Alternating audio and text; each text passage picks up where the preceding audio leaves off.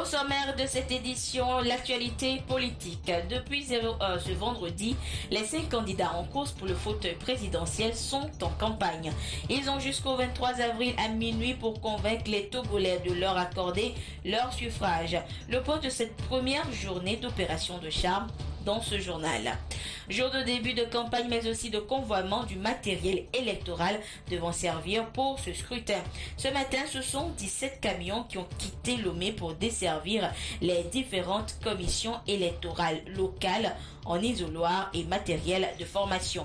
Et puis la Haute Autorité de l'Audiovisuel et de la Communication a débuté sa mission de supervision du contenu des messages des candidats. Messages préenregistrés qui seront diffusés sur les médias publics. La première séance de visionnage, c'était cet après-midi au siège de l'institution. Voilà pour les titres de cette édition. Bonsoir à toutes et à tous. C'est parti depuis ce matin pour la campagne comptant pour la présidentielle du 25 avril prochain. Les 5 candidats en lice pour le scrutin et leur staff ont 14 jours pour convaincre les électeurs. Nous reviendrons tout à l'heure sur ce premier jour de campagne. Toujours dans l'actualité politique, le convoiement du matériel électoral a également démarré ce matin. 17 camions transportant entre autres isoloirs, articles et fournitures de bureaux, documents pédagogiques pour la formation des membres des bureaux de vote ont quitté Lomé pour desservir toutes les CELI, à l'exception de celle du Grand Lomé. Et le président de la CENI est allé constater l'effectivité du convoiement du matériel sur le site de la foire Togo 2000. Liberté à Rodo, Clarisse Aticlé. Chacun de ces 17 camions a à son bord du matériel électoral destiné aux commissions électorales locales indépendantes CELI sur l'ensemble du territoire à l'exception des 8 CELI du Grand Lomé. C'est la première partie du convoiement qui prend en compte le matériel électoral lourd non sensible. Il s'agit notamment des isoloirs que vous voyez là. C'est des isoloirs métalliques qui seront protégés avec des rideaux en toile. Il y a également des chasubles que les agents des bureaux de vote et les membres des CELI doivent porter le jour du scrutin. Il y a les tableaux d'affichage des listes électorales, l'ensemble des guides que nous allons utiliser pour la formation des membres des bureaux de vote, de même que tous les supports pédagogiques pour la formation des membres des CELI, des membres des bureaux de vote et aussi des documents qui seront distribués tels que le guide de l'électeur ou le guide de l'observateur. Ici trouve également aussi tout ce que nous devons utiliser comme les fournitures de bureau, bic, crayon, taille-crayon et ainsi de suite. Tout ce qu'il faut pour commencer par préparer le terrain en vue du scrutin du 25 avril. Selon la Commission électorale nationale indépendante CENI, toutes les dispositions sont prises pour le dispatching du matériel. Nous avons un chronogramme bien détaillé et c'est selon ce chronogramme qu'ils vont le faire. Dans chaque CELI, nous avons 2 logisticiens et des manutentionnaires qui travaillent avec les membres des CELI. La seconde partie du convoiement concernera le matériel électoral sensible, notamment les urnes, pour finir avec les bulletins de vote et les hologrammes. La campagne électorale est ouverte et chaque candidat a droit à la diffusion de son message à l'endroit des électeurs. Ceci se fera bien évidemment selon l'ordre de passage établi par la Haute Autorité de l'Audiovisuel et de la Communication HAC. En prélude au passage de chaque candidat, une équipe technique est mise sur pied pour le visionnage du contenu de chaque message. Et cet après-midi, une de nos équipes de reportage s'est rendue au siège de l'institution pour constater le fonctionnement du dispositif mis en place en attendant la première diffusion de ce message sur la télévision togolaise. Ephraim Sagbo et Pierre Sesoko. Le dispositif de contrôle de la HAC est en branle. Un ordinateur et un vidéoprojecteur. À partir de cet écran, tous les messages audiovisuels des candidats en course pour la présidentielle du 25 avril prochain sont visionnés avant leur diffusion. Chaque message est soumis au décryptage. Ici, tout se fait dans la sérénité. Les documents officiels qui régissent la présidentielle de 2015 sont mis à contribution. Tout ceci pour faire respecter la règle d'égal accès des candidats aux médias publics. Nous avons juste à visionner, à lire ou aussi à faire des observations sur les tests qu'on nous apporte.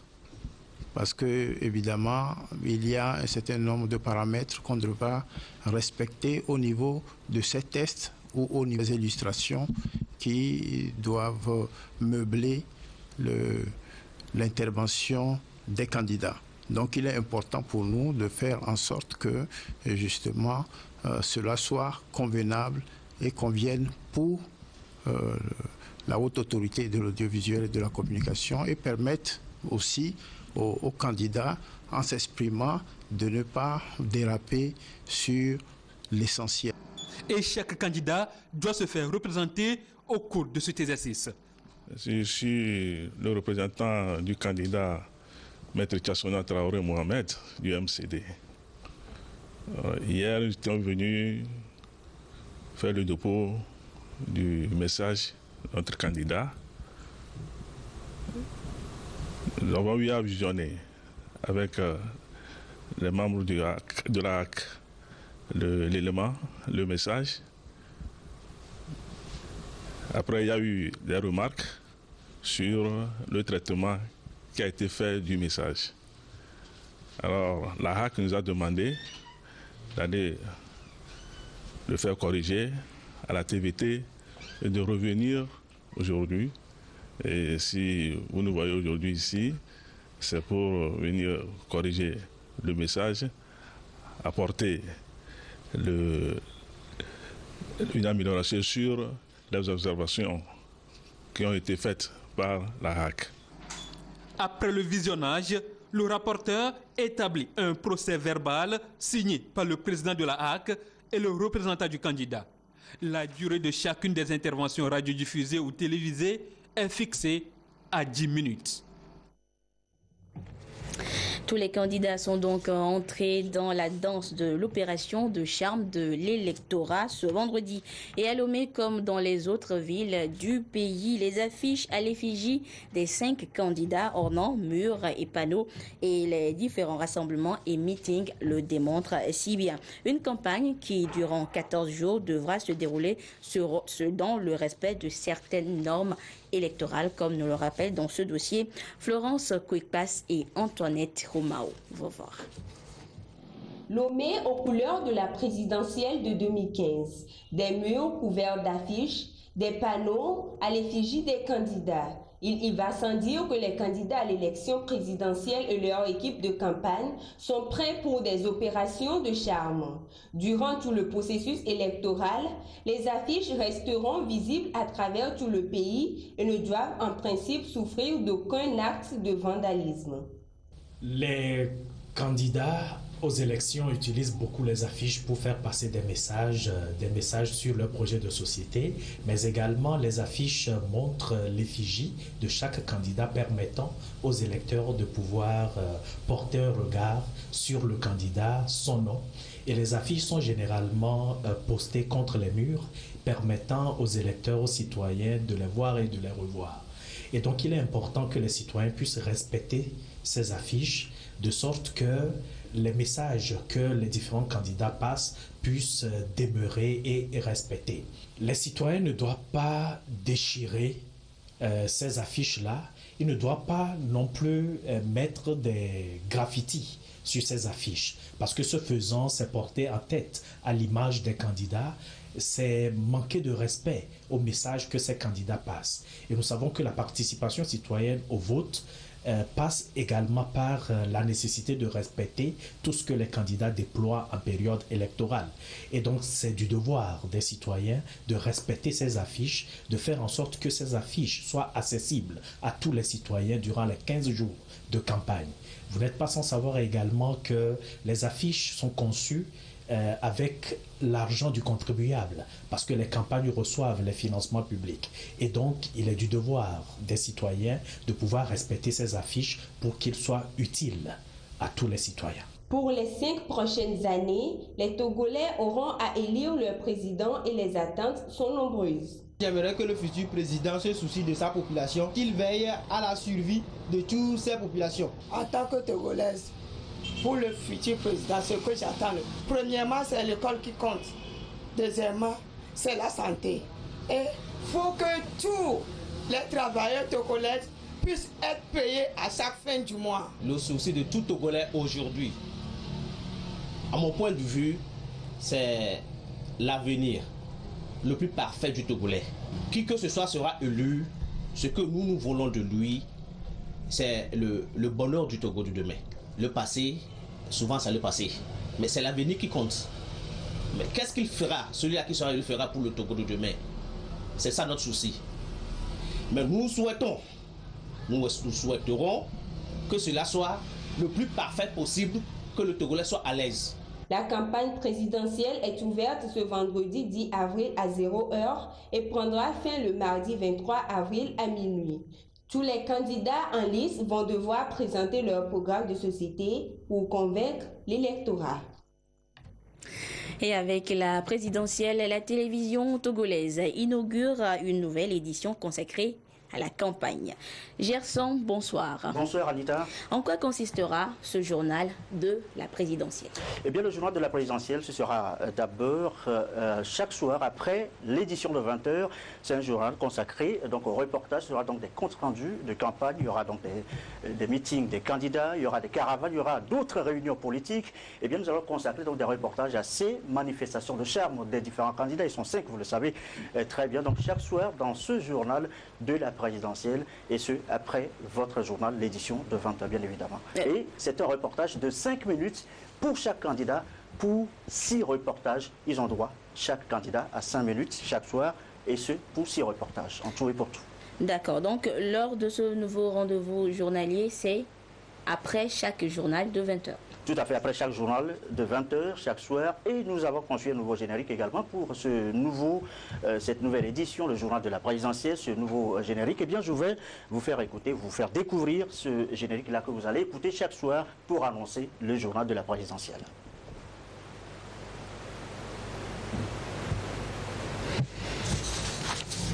Donc, si nous pouvons découvrir le nouveau générique du journal de la présidentielle sur la télévision togolaise. Quelques soucis techniques. Donc, Gerson Dovo, nous avons compris, nous vous retrouverons donc à la fin de chaque édition de 20h pour ce journal de la présidentielle pour découvrir les différentes activités qui ont meublé donc la campagne des 5 candidats en liste pour la présidentielle du 25 avril prochain. Merci beaucoup Gerson et nous poursuivons cette édition, la rencontre de formation des femmes togolaises sur les processus électoraux inscrits dans le programme des pays membres de la CEDEAO a pris fin ce jeudi. Cette formation de 3 jours a permis aux participants d'échanger sur les stratégies de participation à la préservation d'un climat apaisé en période électorale. Eric Dianikbo et Rachel Aokou pour le compte rendu.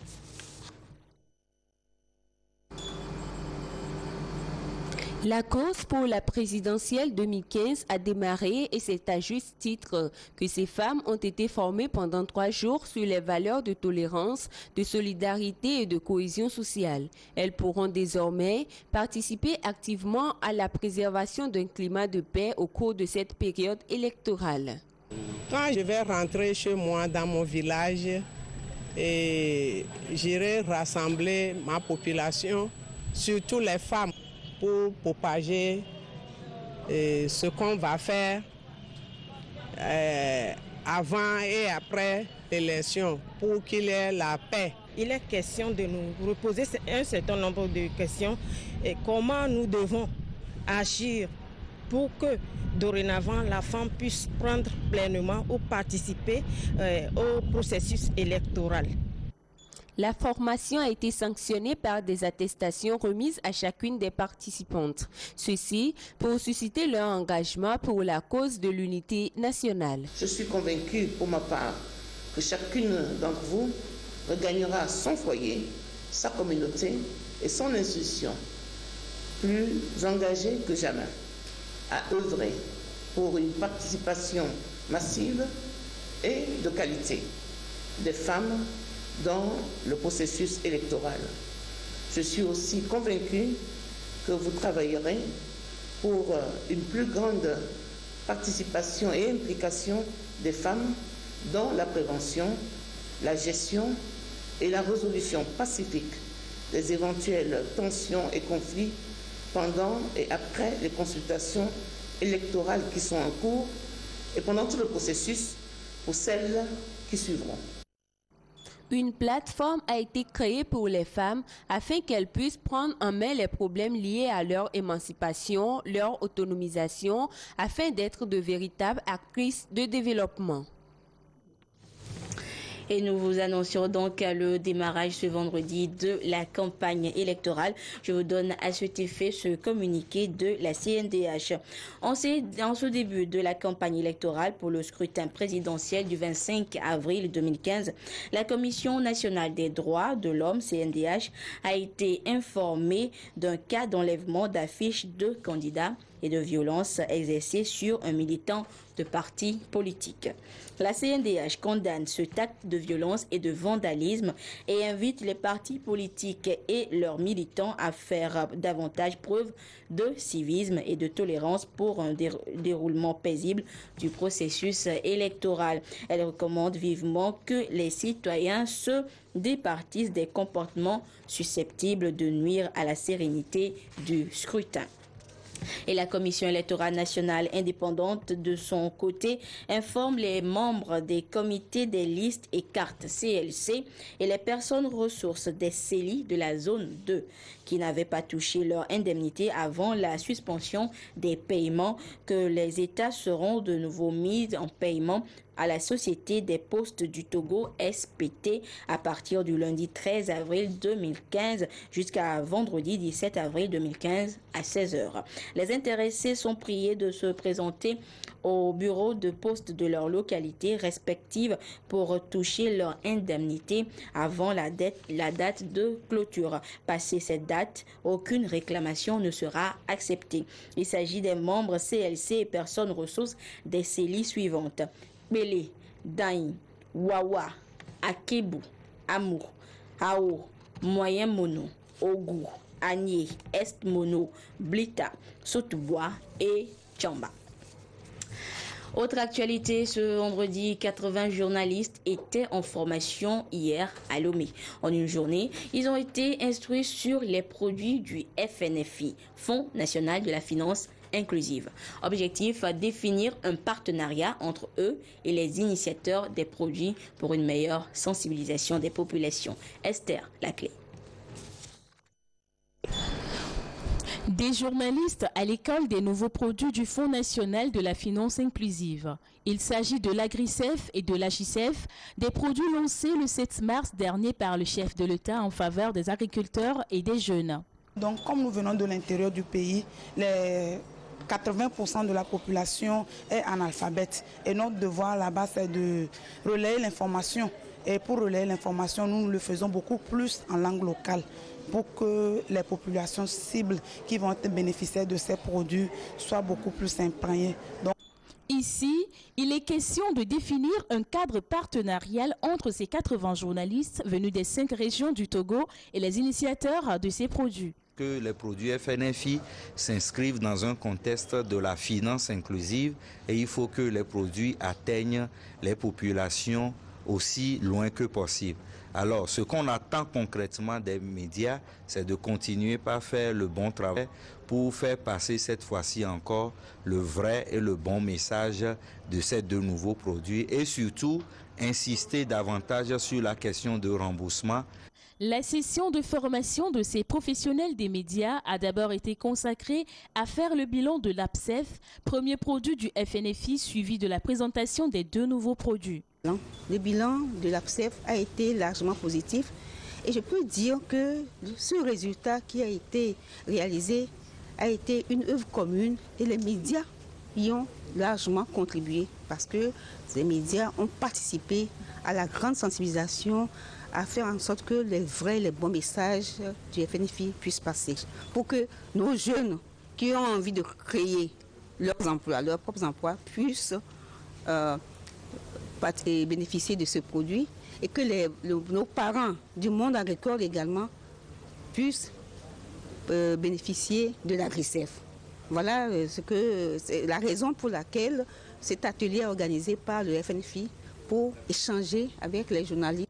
L'AgriSEF et l'AGISEF sont des solutions financières pérennes adaptées aux besoins de tous, surtout des populations à la base. Au 31 décembre 2014, 331 021 personnes avaient bénéficié de l'APSEF. Cette année, 250 000 personnes vont se faire octroyer les crédits APSEF, 60 000 de l'AgriSEF et 20 000 de l'AGISEF, soit un total de 330 000.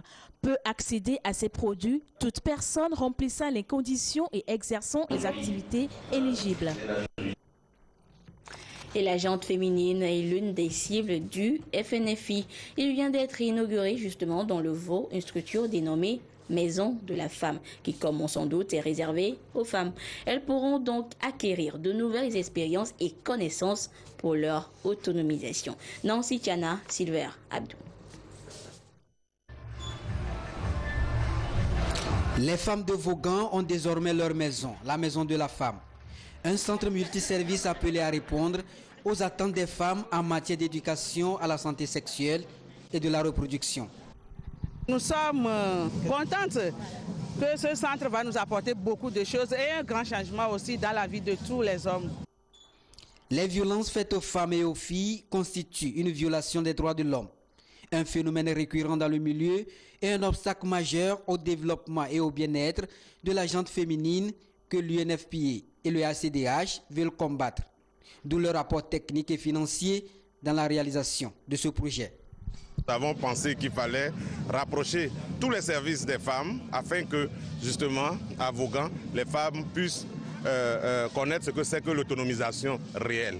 C'est une opportunité pour donner un appui aux femmes vulnérables ou aux femmes victimes de violences pour se rétablir sa vie, pour qu'ils comprennent l'importance et le processus aussi de protection pour une femme qui est victime de violences. La Maison de la Femme est un centre de soutien aux femmes, mais aussi aux hommes.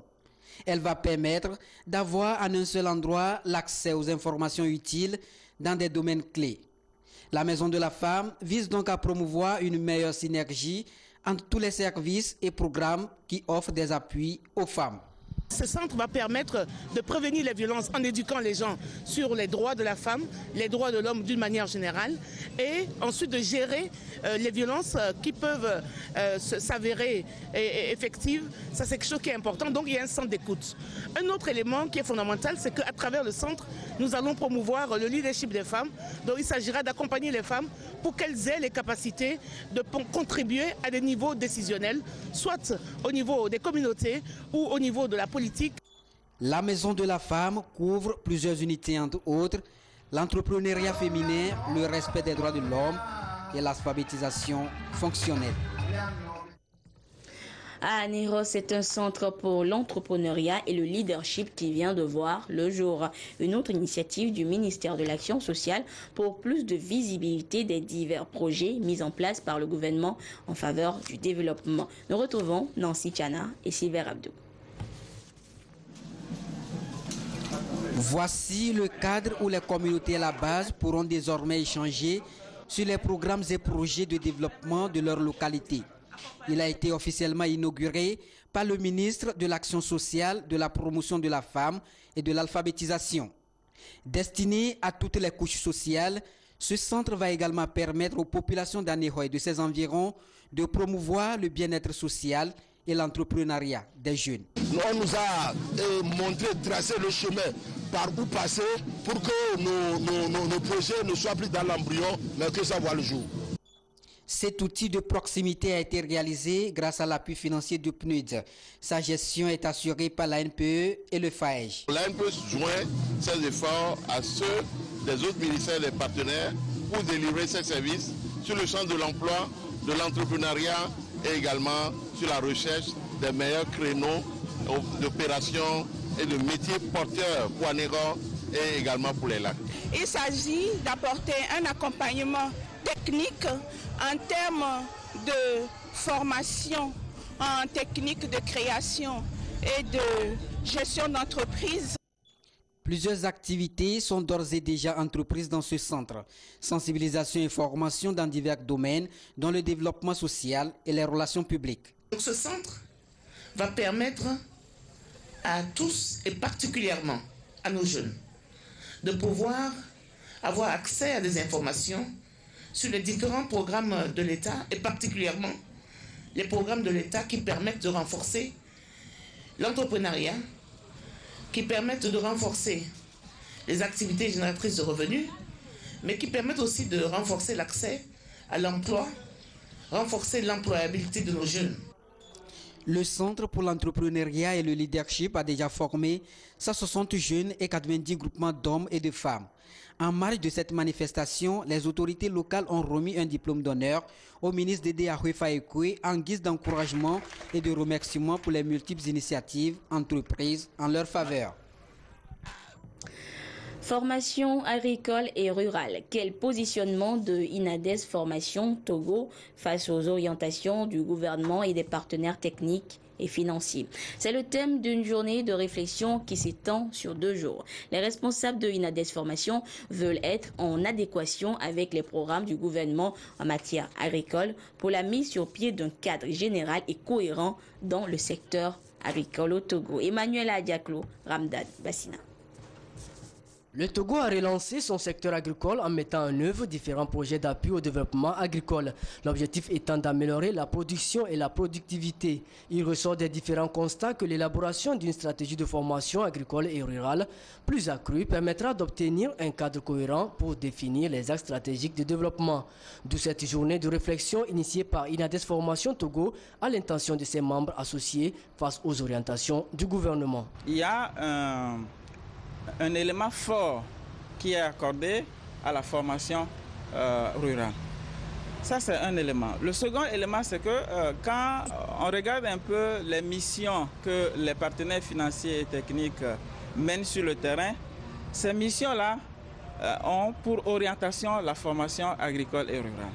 Donc, on se dit, il devient important de considérer effectivement cette thématique, de réfléchir autour de ça pour voir effectivement qu'est-ce que INADES en tant qu'institution de formation qui existe depuis plus de 40 ans peut faire aujourd'hui. Il y aura des débats, des groupes de travail qui vont être organisés pour porter des réflexions sur un certain nombre de questionnements. Le ministère de l'Environnement et celui de l'Agriculture soutiennent cette initiative. INADES Formation œuvre depuis plusieurs décennies dans la formation des acteurs dans le secteur agricole. Il s'agira aussi au cours de cette journée de repenser plusieurs stratégies pour être en phase avec les nouvelles visions du gouvernement. Cette journée de réflexion se situe en marge de la 15e Assemblée générale ordinaire de l'Association nationale. Pour le 4e mercredi de l'entrepreneur cette année, les opérateurs économiques et les porteurs de projets ont été initiés à la forme juridique optimale à choisir pour une entreprise commerciale. Ziara Alpha, Carmen Madji, à Cap. Le choix de la forme juridique optimale pour une entreprise est un défi majeur pour les entrepreneurs.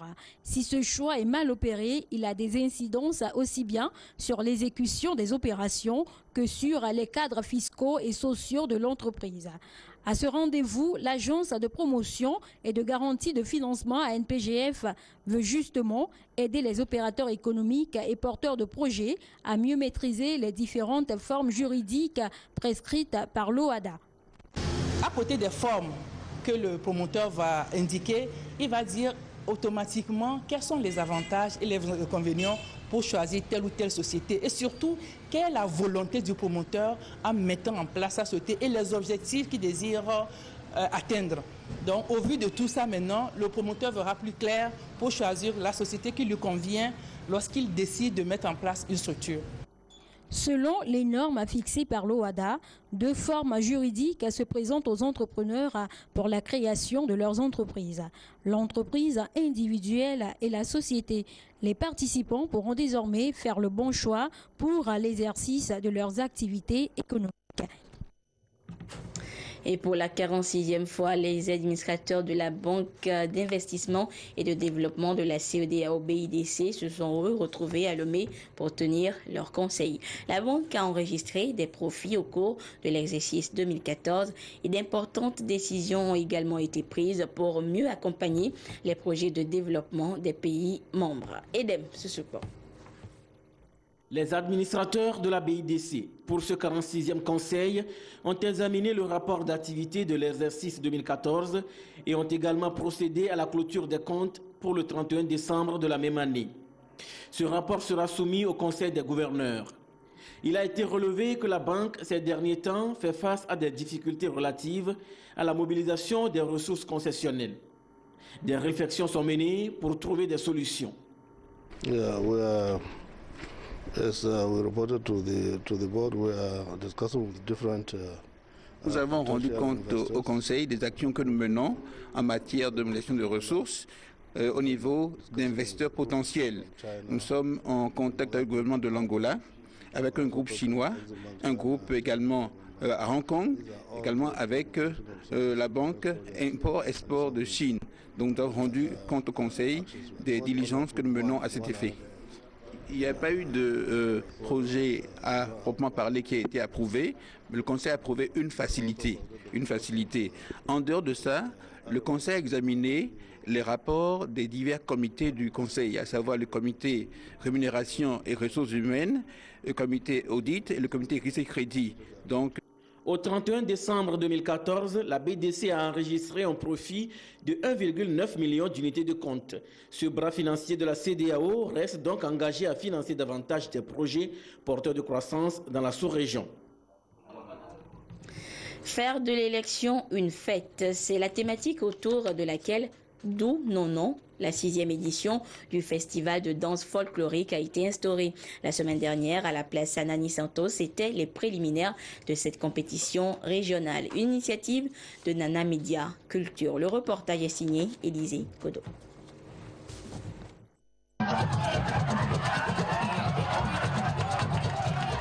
Dou Nono, le grand festival international de danse folklorique, a rassemblé pour cette première finale 5 équipes des régions maritimes et des plateaux. Sur scène, plusieurs danses et sketchs, tous véhiculant des messages de paix et de non-violence au cours du processus électoral. Dou Nono a réuni des responsables de partis politiques et les populations pour que soit prôné un climat de paix lors de la présidentielle du 25 avril. Dans les sketchs des différents groupes qui sont en train de faire des prestations, c'est dans l'union, dans la fraternité. Ce débat, cette compétition d'idées, de projets ne peut en aucun cas dégénérer en propos haineux ou bien en violence. Le 11 avril prochain, le festival sera à Sokodé pour la finale régionale avant de revenir à Lomé le 19 avril pour affronter le lauréat de cette première finale remportée par le groupe Gazo. Je peux toutefois dire que nous sommes très contents de tout ce qui s'est passé ce soir. Ça, tout juste, nous voulons dire au peuple togolais que bon, tous les habitants du Togolais sont des frères et que le même sang coule dans nos veines.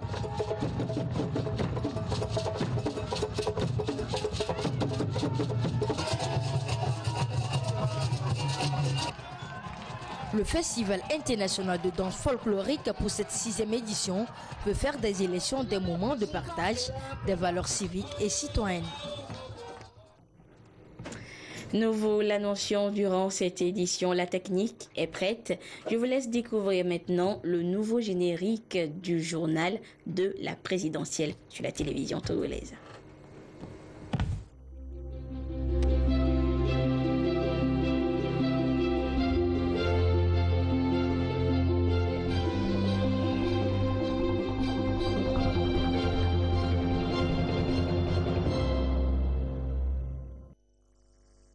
Une édition que vous suivrez donc tous les soirs après la grande édition du soir, après le journal de 20h durant toute la campagne électorale et ce sera présenté par Gerson Dovo. Et c'est sur ce générique que se referme cette édition. Merci à vous qui l'avez suivi où que vous soyez grâce à la télévision togolaise. Au revoir.